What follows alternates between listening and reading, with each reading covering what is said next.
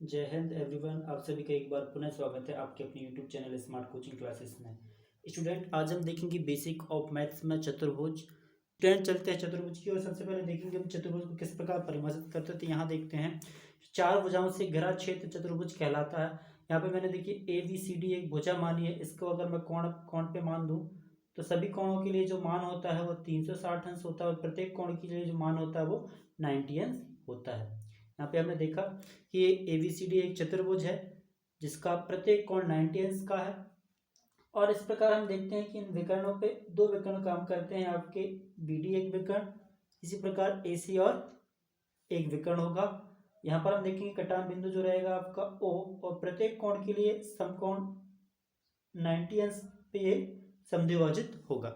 तो स्टूडेंट, हमने देखा परिभाषा पे कि चार भुजाओं से घिरा क्षेत्र चतुर्भुज कहलाता है। इसमें हमने देखा एबीसीडी एक चतुर्भुज है जो प्रत्येक कोण के लिए 90 अंश का कोण बनाता है और संपूर्ण कोण के लिए 360 अंश का। इसके बाद देखेंगे स्टूडेंट हम टाइप प्रकार चतुर्भुज कितने प्रकार के होते हैं। तो यहाँ पर हम देखेंगे सबसे पहले आयत, रेक्टेंगल। इसको परिभाषित करेंगे हम कि ऐसा चतुर्भुज जिसके चारों अंतः कोण समकोण तथा आमने सामने की भुजाएं परस्पर समांतर होती हैं आयत कहलाता है। यहाँ पे हम देखेंगे कि ऐसा चतुर्भुज जिसके चारों अंतःकोण समकोण तथा आमने सामने की भुजाएं कैसी हों, परस्पर समांतर हो, तो उसको हम आयत बोलते हैं। यहाँ पे हम चित्र पे देखेंगे, मैंने इसको ए बी सी डी एक नाम दिया है। यहाँ पे हम देखेंगे कि चारों अंतःकोण समकोण हो, तो यहाँ पर हम देखेंगे कि कोण ए 90 अंश, कोण बी 90 अंश, कोण सी 90 अंश, इसी प्रकार कोण डी 90 अंश पे काम करता है। अगर हम विकर्णों की बात करें तो यहाँ पर हम देखेंगे ए विकर्ण सी की ओर जाएगा, इसी प्रकार विकर्ण बी से विकर्ण डी की ओर जाएगा। तो यहाँ पर दो विकर्ण आपके काम करते हैं और आपका कटर बिंदु यहाँ पर मिलेगा ओ। तो यहाँ पे हमने देखा स्टूडेंट कि आयत एक ऐसा चतुर्भुज जिसके अंतःकोण समकोण तथा आमने सामने की भुजाएं परस्पर समांतर होती हैं आयत कहलाता है। यहाँ पर हम देखेंगे कि ए बी भुजा सी डी भुजा के समांतर है, इसी प्रकार ए डी भुजा बी सी भुजा के समांतर है। हमने यहाँ पे देखा कि ए बी भुजा बी सी डी भुजा के समांतर और ए डी भुजा आपका बी सी भुजा के समांतर है। अब देखिए सबसे पहले हम देखेंगे आयत का परिमाप। यहाँ पर हम देखेंगे आयत का परिमाप। तो यहाँ हम देखेंगे आयत का परिमाप। यहाँ पे देखिए मैंने ए बी भुजा की लेंथ एल मानी है, इसी प्रकार बी सी भुजा की लेंथ जो है मैंने बी मानी है, या विड्थ आप चौड़ाई बोल सकते हो उसको। अब देखिए जो बी सी भुजा की लेंथ रहेगी वो ए डी भुजा की लेंथ रहेगी, क्योंकि परस्पर समांतर है। इसी प्रकार जो लेंथ ए बी भुजा की रहेगी वो सी डी भुजा की रहेगी, तो इसको मैंने एल माना।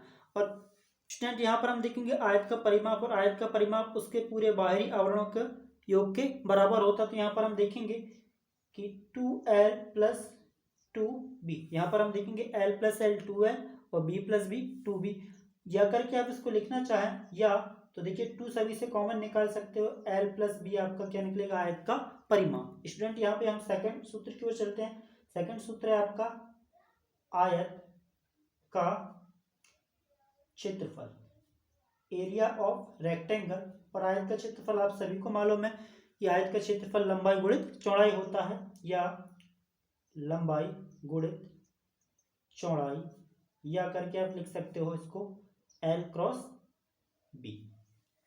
स्टूडेंट विकर्णों की बात करते हैं तो यहाँ पर देखेंगे कि आयत का विकर्ण कितना होता है। तो यहाँ पर देखें आयत का विकर्ण,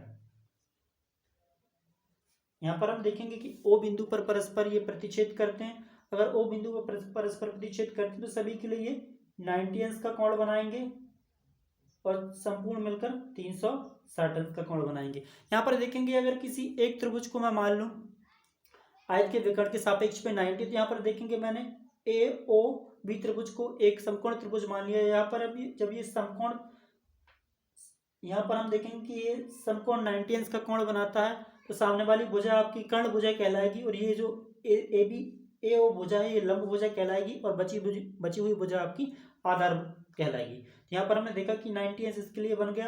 और देखिए बी के लिए तो आपका कितना हो जाएगा, ए ओ सामान्य भुजा पर है, और इसी प्रकार ए बी का तो उसने दिया कितना एल। अगर इसका हम लेंथ निकालना चाहें तो आपका लेंथ निकल जाएगा, कर्ण का विकर्ण ए वर्ग बराबर यहाँ पर निकल जाएगा रूट ऑफ एल वर्ग प्लस बी वर्ग।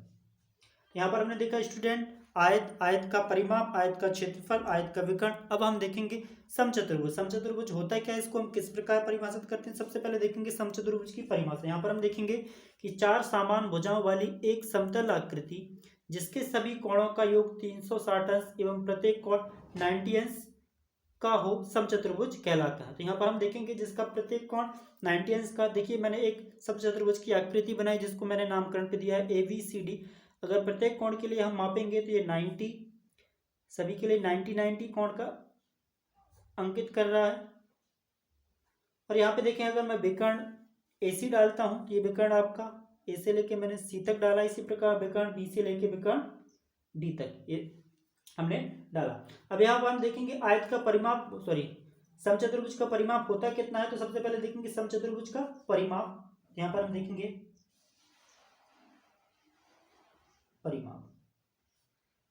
अब देखिए परिमाप होता क्या है, तो परिमाप होता है बाह्य भुजाओं का योग, संपूर्ण योग। तो देखिए मैंने AB लेंथ को L माना है, तो यहाँ पर हम देखेंगे कि आपका CD लेंथ को भी आपको L मानना पड़ेगा और BC भुजा को मैंने B माना तो AD भुजा को भी B मानना पड़ेगा।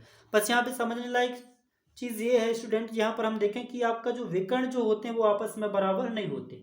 आयत में आपके विकर्ण आपस में बराबर होते हैं।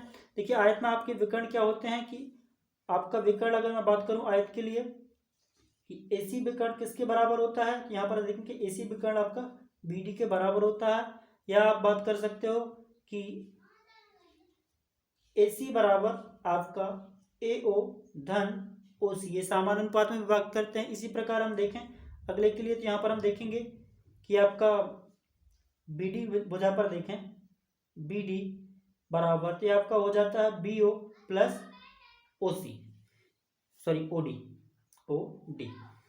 अब समचतुर्भुज क्या होता है, समचतुर्भुज के जो विकर्ण होते हैं वो आपस में बस बराबर नहीं होते, बाकी सारी कंडीशन वह आयत की ही यहाँ पर लगती है। यहाँ पर हम देखेंगे कि समचतुर्भुज पे जो होता है आपके विकर्ण AC not is equal BD। तो हमने यहाँ पे देखा कि आपके जो विकर्ण होते हैं वो आपस में बराबर नहीं होते। अब यहाँ पे देखेंगे आयत का परिमाप कितना होता है। तो सबसे पहले देखेंगे कि आयत का परिमाप आपका वही निकलेगा जो सम आयत के लिए, सॉरी समचतुर्भुज का परिमाप कितना होता है। तो यहाँ पर हम देखेंगे जो आयत के लिए परिमाप निकलेगा वो समचतुर्भुज के लिए निकलेगा। तो यहाँ पर कितना हो जाएगा 2L प्लस 2B, या करके आप इसको लिखना चाहें 2 कॉमन लेंगे, L प्लस B आपका क्या बनेगा यहाँ पर समचतुर्भुज का परिमाप। यहाँ पर हम क्षेत्रफल देखेंगे, थोड़ा क्षेत्रफल होता कितना है, यहाँ पर हम देखेंगे क्षेत्रफल आपका हो जाएगा 1/2 गुणित विकर्णों का योगफल, सॉरी विकर्णों का गुणनफल, विकर्णों का गुणनफल। अब देखिए अगर AC विकर्ण को आप D1 से सिंबल से दर्शाते हो तो BD विकर्ण को यहाँ पर हम D2 से दर्शाते हैं। या करके आप लिखना चाहो इसको या, तो ये आपका हो जाएगा 1/2 गुणित D1 इंटू D2। तो स्टूडेंट हमने यहाँ पे देखा समचतुर्भुज। समचतुर्भुज चार समान भुजाओं वाली एक समतल आकृति जिसके सभी कोणों का योग 360 अंश होता है एवं प्रत्येक कोण 90 अंश होता है समचतुर्भुज कहलाता है। यहाँ पर कंडीशन सिर्फ एक लगती है कि यहाँ पर इसके विकर्ण आपस में बराबर नहीं होते। स्टूडेंट चलते हैं अगले चतुर्भुज की ओर। अगला चतुर्भुज होगा स्टूडेंट आपका समांतर चतुर्भुज। सबसे पहले इसको हम परिभाषित कर लेते हैं, इसकी परिभाषा देख लेते हैं। क्या है इसकी परिभाषा, तो देखेंगे कि जिस चतुर्भुज की आमने सामने की भुजाएं परस्पर समांतर तथा समान होती हैं। यहाँ पर हम देखेंगे कि जिस चतुर्भुज की आमने सामने की भुजाएं परस्पर समांतर तथा समान होती हैं उसे समांतर चतुर्भुज कहते हैं। और यहाँ पर देखेंगे समांतर चतुर्भुज का प्रत्येक कोण 90 अंश नहीं होता। तो यहाँ पर हम देखेंगे कि आमने सामने की भुजाएं तो कैसी रहेंगी, समांतर। यहाँ हम लिखना चाहें तो AB समांतर किसका रहेगा स्टूडेंट, यहाँ पर हम देखेंगे AB समांतर रहेगा DC के। तो इस प्रकार देखिए AB समांतर DC, तो उसे समांतर चतुर्भुज कहते हैं। और समांतर चतुर्भुज का प्रत्येक कोण 90 अंश का नहीं होता। तो हम यहाँ पे कह सकते हैं कि ये समांतर चतुर्भुज जो है उसका प्रत्येक कोण 90 अंश का नहीं होता। सबसे पहले देखेंगे सामान्य चतुर्भुज का परिमाप होता है कितना, तो यहाँ पर हम देखेंगे परिमाप। अब देखिए परिमाप तो सेम निकलेगा सभी के लिए। अगर मैं इसको L मानता हूँ इसके लिए भी L होगा, इसको अगर मैं B मानता हूँ तो इसके लिए भी B होगा। AB लेंथ मैंने माना L, तो CD लेंथ उसके बराबर होगा क्योंकि समांतर है। और AD आपका समांतर रहेगा किसके समांतर, एवं यहाँ पे लिख सकते हैं हम एवं AD समांतर BC, जो आपका एडी का लेंथ रहेगा जो वो बीसी का लेंथ रहेगा। तो यहाँ पर हम देखेंगे परिमाप हो जाएगा 2l प्लस 2b, या करके आप इसको लिखना चाहो तो 2 कोष्टक में l प्लस b, ये हो गया आपका परिमाप। स्टूडेंट चलते हैं क्षेत्रफल की ओर। यहाँ पर हम देखेंगे क्षेत्रफल, यहाँ पर देखेंगे स्टूडेंट आपकी जो एक भुजा है ए, अगर इससे मैं एक शीर्ष लंब डालता हूँ, यहाँ पर देखेंगे एक शीर्ष लंब मैंने यहाँ पर डाला, इसको नाम दिया हमने ई, इसको हमने नामकरण भी दिया है, ये ई आपका हो गया। जैसे ही शीर्ष लंब डालेंगे 90 पे कोण अंकित करेगा,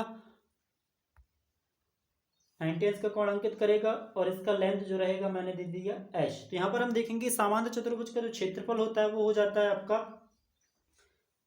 कि आपकी लंबाई गुणित ऊंचाई, ये आपका सामान्य चतुर्भुज का सूत्र हो जाता है। इसको अगर हम लेना चाहें, अब देखिए लंबाई आपकी कितनी हो गई है एल, ऊंचाई कितनी हो जाएगी स्टूडेंट आपकी यहाँ पर एच, तो ये हो गया सामान्य चतुर्भुज का क्षेत्रफल। अब देखिए परिमाप, अगर इसका हम निकालना, परिमाप हम निकाल चुके हैं कि 2l प्लस 2b या 2 कोष्टक l प्लस b। चलते स्टूडेंट अगले चतुर्भुज की ओर। अगला चतुर्भुज है आपका समलंब चतुर्भुज। यहाँ पर देखेंगे सबसे पहले समलंब चतुर्भुज को हम परिभाषित कर लेते हैं, इसकी परिभाषा क्या है ये देख लेते हैं। यहाँ पर देखेंगे समलंब चतुर्भुज 4 भुजाओं वाली एक ज्यामितीय आकृति है जिसके दो सम्मुख भुजाएं समांतर किंतु लंबाई चौड़ाई असमान होती। तो यहाँ पर हम देखेंगे कि दो समान भुजाएं कौन कौन सी होंगी। देखिए ए बी समांतर किसके रहेगा, सी डी की, और आपने देखा कि भाई दो सम्मुख भुजाएं समांतर होंगी लेकिन इनकी लंबाई चौड़ाई कैसे होगी, असमान। तो यहाँ पर देखेंगे कि ए बी छोटा है सी डी से, इसी प्रकार आपका ए डी और बी सी आपस में परस्पर असमान रहते हैं। तो इसको हम देखिए सबसे पहले इसका हम क्षेत्रफल परिमाप ज्ञात कर लेते हैं। तो यहाँ पर देखेंगे परिमाप, तो यहाँ पर देखेंगे परिमाप कितना निकलेगा। तो यहाँ पर देखेंगे कि 4 गुणित भुजा कितना हो जाएगा, 4 गुणित भुजाओं का योग, 4 गुणित भुजाओं का योग, ये आपका समलंब चतुर्भुज का परिमाप हो जाएगा। अगर देखिए इसको मैं ए से दर्शाऊं, ठीक है, इसी प्रकार इस भुजा को मैं बी से दर्शाता हूं, इसको मैं सी से दर्शाता हूं, इसको मैं डी से दर्शाता हूं। अब देखिए क्षेत्रफल देखते हैं, इसका क्षेत्रफल कितना हो जाएगा समलंब चतुर्भुज का। यहाँ पर देखेंगे क्षेत्रफल ऑफ समलंब चतुर्भुज। अब देखिए क्षेत्रफल हो जाएगा आपका 1/2 गुणित समांतर भुजाओं का योग, समांतर भुजाओं का योग गुणित ऊंचाई। अब देखिए समांतर भुजा ए बी समांतर हो जाएगा आपका सी डी। अब चूंकि ए बी का मान हमने ए लिखा है, इसी प्रकार सी डी का मान हमने बी लिखा है, इसी प्रकार बी सी का मान सी और ए डी का मान हमने डी लिखा है। अब यहाँ पर ये ऊंचाई बोल रहा है तो हम करेंगे क्या कि ए बिंदु को शीर्ष मानकर आपकी सी डी भुजा पर एक लंब डालेंगे। ये मैंने लंब डाल दिया है, इसको नाम दे देंगे हम ई, और ये 90 पे विभक्त हो गया है। तो यहाँ पर हम देखेंगे कि एडी का जो लेंथ रहेगा वो क्या हो जाएगा स्टूडेंट एच। तो यहाँ पर हम देखेंगे 1/2 समांतर भुजाओं का योग गुणित ऊंचाई। अब देखिए समांतर भुजा अगर हम ज्ञात करना चाहते हैं तो देखिए 1/2 गुणित समांतर आमने सामने की भुजा क्या हो जाएगी ए और बी, इनका योग होगा कितना हो जाएगा ए प्लस बी गुणित ऊंचाई कितना हो जाएगा आपका एच। तो स्टूडेंट आज हमने देखा चतुर्भुजों के प्रकार और उनके फॉर्मूले। स्टूडेंट तो आई होप स्टूडेंट आपको वीडियो पसंद आया होगा। अगर वीडियो पसंद आता है तो चैनल को लाइक कीजिए, शेयर कीजिए, सब्सक्राइब कीजिए। जय हिंद।